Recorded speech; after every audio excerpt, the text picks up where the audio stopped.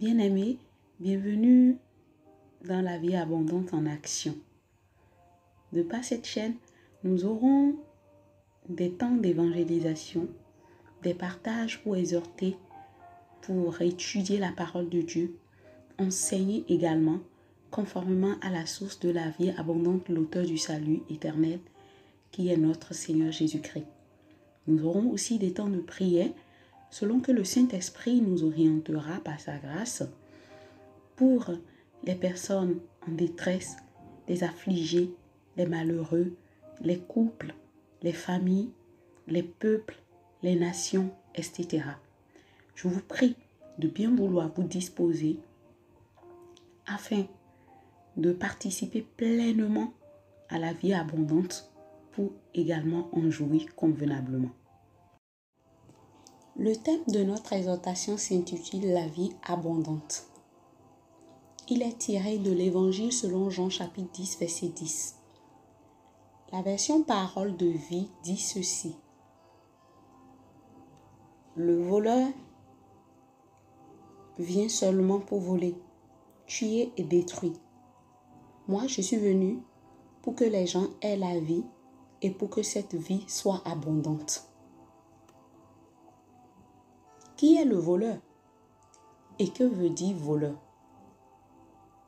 On va commencer d'abord par la définition du mot voleur.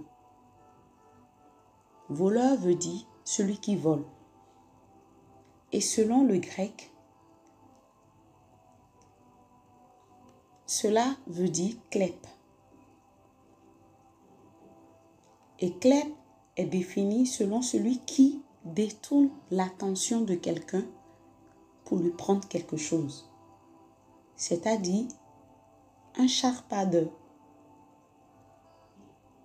Cette expression était normalement attribuée par le passé aux faux enseignants qui n'ont pas soin d'instruire mais qui abusent de la confiance pour leur propre gain.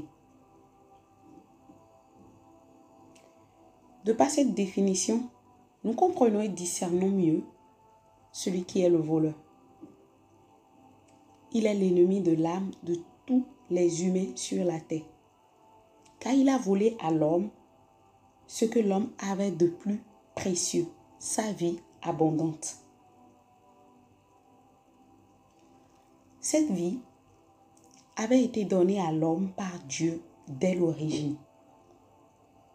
Et avant que Dieu ne dote l'homme de cette vie, il avait pris le soin de créer, de mettre à disposition tout ce dont l'homme aura besoin.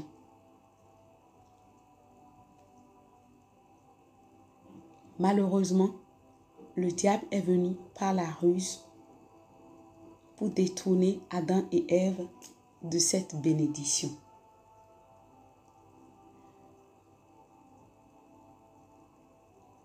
À la suite de cette situation, la réaction de Dieu a été très coléreuse.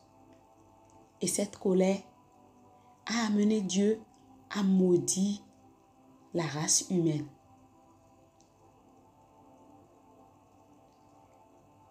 Vous pouvez mieux étudier cela dans le livre de Genèse, chapitre 3.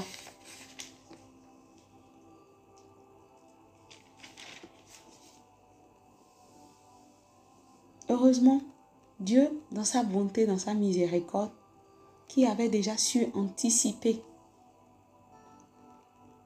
un plan de sauvegarde, est venu au secours de l'homme. Et on dira que c'est lui-même qui est venu. Il est venu de par ce qu'il a de plus cher, son fils Jésus. C'est celui qui a pris la condamnation de toute l'humanité afin de nous libérer éternellement. Il l'a fait en mourant sur la croix. Il l'a fait en subissant l'ignominie. Il l'a fait en supportant l'injustice. des êtres humains.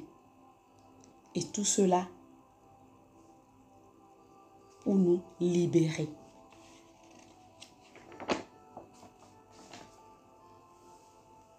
Bien évidemment, cette action qui a été faite par Dieu pour les humains est prise en considération seulement quand chaque personne en a la conscience. Et pour avoir cette conscience, il faut d'abord croire.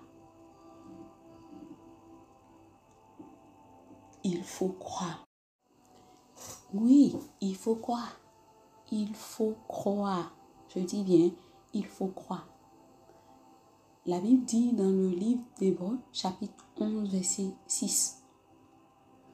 La version Louis II dit ceci. Or, sans la foi, il est impossible de lui être agréable. Car il faut que celui qui s'approche de Dieu croit que Dieu existe et qu'il est le rémunérateur de celui qui le cherche. Je peux entendre au fond de moi, comme si quelqu'un se pose la question de savoir, mais c'est pas moi qui suis Adam, c'est pas moi qui suis Ève.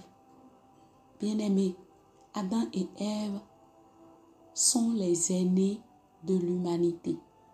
C'était en Adam et en Ève que se cachait toute l'humanité. Et selon ce que je reçois à l'instant, vous le savez très bien. Si vous avez une famille et que vous êtes constitué d'un papa et d'une maman, vous savez à combien il est tellement impressionnant de se voir être influencé par la nature des nôtres. Et ceux qui vraiment sont hors de cette emprise sont ceux que le Seigneur a sauvés.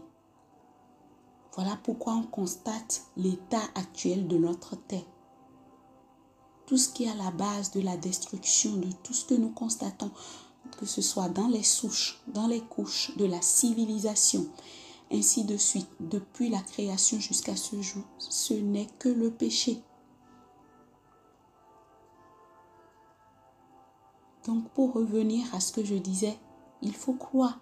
Oui, il faut croire que Dieu, il a tant aimé le monde qu'il a donné son Fils unique Jésus-Christ afin que quiconque croit en lui ne périsse point, mais qu'il ait la vie éternelle.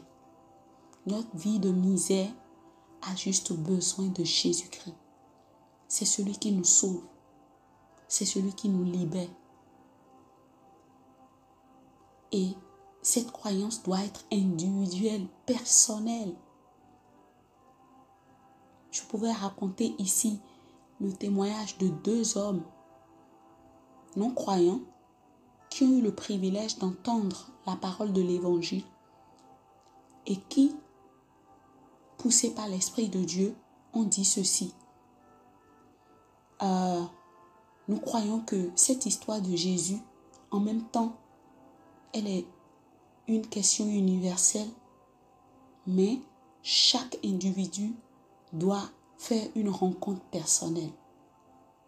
Alors quand j'ai entendu ça de la bouche de 2 inconvertis, j'étais rassurée qu'ils ont compris, qu'ils ont tout compris.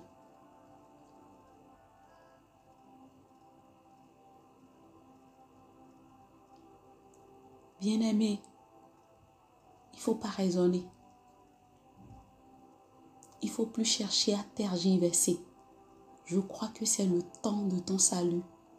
C'est l'heure de ton salut. Et il ne faut pas remettre à demain. Je viens juste de partager cette exhortation qui pour certaines personnes doit être une évangélisation. Mais sachez que le Seigneur vous appelle. Il vous appelle à lui. C'est le moment.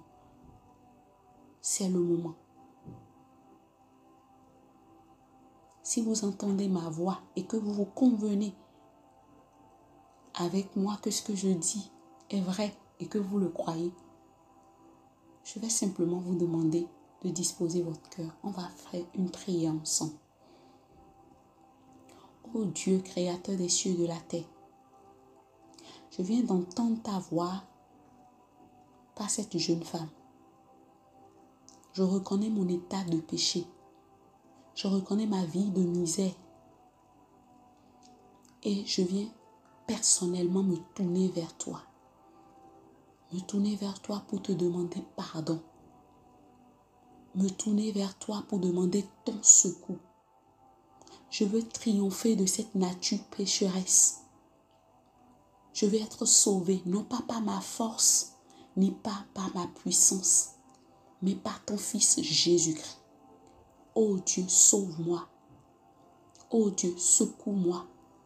Ô Dieu, change ma vie et viens demeurer en moi. Fais de ma vie ton palais. Fais de ma vie ton temple et règne afin que tous autour de moi, mes connaissances, mes relations, mes proches, puissent attester d'un jour à l'autre qu'effectivement, il y a un changement qui s'est produit dans ma vie. Merci parce que je crois que tu vas le faire. Au nom de Jésus, je viens de prier. Amen. Si tu as entendu cette prière et que tu l'as fait, ou que tu fais le choix de te laisser conduire toi-même comme cela se doit par tes mots, sache que tu es sauvé. Le Seigneur ne prend jamais à la légère tout ce que nous faisons de façon consciencieuse. Oui. Si il ne prend pas à la légère non plus les choses que nous faisons sans le savoir, pour nous les pardonner, à plus forte raison, votre engagement avec lui de par cette prière pour pouvoir cheminer désormais en vous appuyant sur sa parole pour être la lumière dans votre génération. Pour ma part, j'aurais simplement à vous remercier pour ce temps d'exhortation et je prie vraiment que le Saint-Esprit vous prenne la main et vous conduise jusqu'au bout de cette marche. Au nom de Jésus. Amen. À la prochaine pour un autre temps de partage. Demeurez abondamment bénis. Au revoir.